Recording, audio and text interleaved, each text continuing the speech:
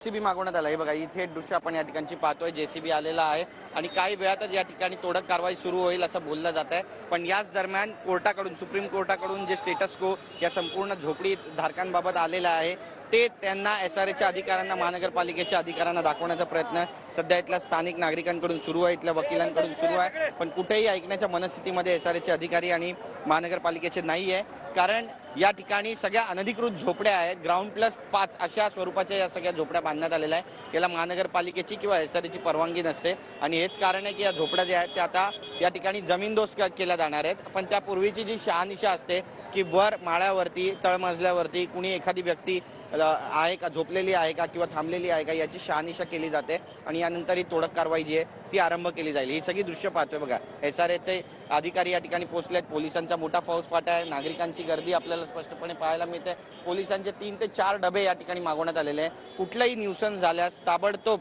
कारवाई करण्याचे आदेश या ठिकाणी देण्यात आलेले आहे। पण या सगळ्या कारवाईला इथल्या स्थानिकांचा विरोध आहे आणि बळजबरीनं केलेली कारवाई असा थेट आरोप इथल्या स्थानिकांचा आहे। तर दुसरीकडे आपण पाहतोय की कुठल्याही स्वरूपाचे पुरावे नाही आहेत असा दावा जो आहे तो एसआरएने केलेला आहे आणि त्यामुळेच ही तोडक कारवाई या ठिकाणी होते। पोलिसांचा मोठा फौजफाटा सध्या या परिसरामध्ये मागवण्यात आलेला आहे, जेसीबी तैनात करण्यात आलेला आहे। जेसीबी अवघ्या काही वेळामध्ये ज्यावेळी या ठिकाणी घाव घालेल त्यावेळीची जी दृश्य आहे ती पाहण्याजोगी असणार आहे, कारण लोकांच्या ज्या प्रतिक्रिया आहे त्या कशा पद्धतीनं उमटतील हे देखील पाहणं तितकंच महत्त्वाचं ठरणार आहे। या सगळ्या दरम्यान इथले जे स्थानिक आमदार आहेत वरुण सरदेसाई ते 10 ते 15 मिनिटात या ठिकाणी पोहोचतील अशी माहिती आहे आणि ते पोहोचल्यानंतर काही चित्र या ठिकाणचं बदलणार आहे का, काही तोडक कारवाई या ठिकाणची थांबणार आहे का आणि नागरिकांकडून त्यांना कशा प्रतीचा प्रतिसाद मिळणार आहे हे सुद्धा पाहणं महत्त्वाचं ठरणार आहे। वेगवेगळे कांगोरे, वेगवेगळे अँगल्स या संपूर्ण घटनेला आहेत, कारण मोठी तोडक कारवाई मानली जाते, एका विशिष्ट समाज समुदाय या ठिकाणी राहतो आणि त्यामुळे तो आक्रमक होण्याची शक्यता सुद्धा नाकारता येत नाहीये आणि हेच कारण आहे की पोलिसांचा